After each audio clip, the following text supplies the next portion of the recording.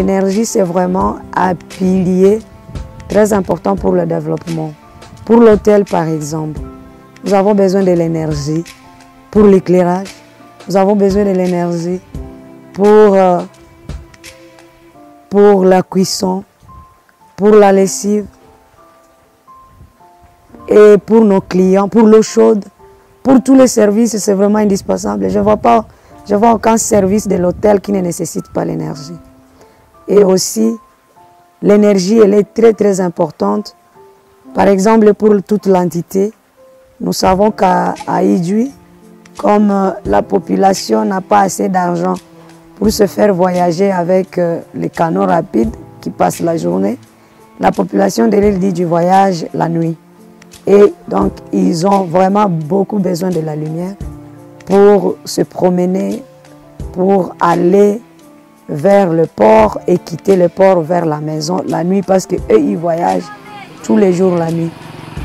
Parce qu'Equatorial Power, il y avait un principe qui disait que Idjwi est dans l'obscurité depuis la création de la Terre.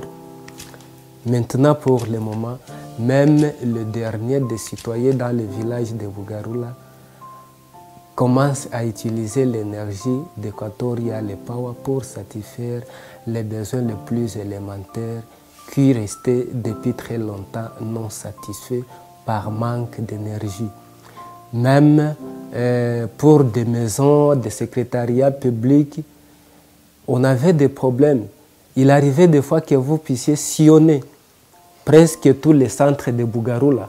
Vous allez constater que soit il manque l'énergie et si vous aviez un petit problème de mettre votre dossier à jour, vous allez manquer même là où prendre des petites photocopies. Mais pour le moment, c'est satisfait presque à tout moment que vous le vouliez.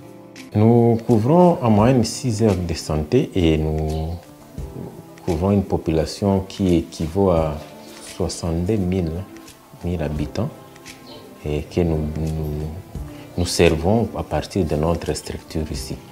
Parce que d'autres structures périphériques nous contactent en seconde intention après avoir eu des limites ou des problèmes pour que nous puissions servir la population.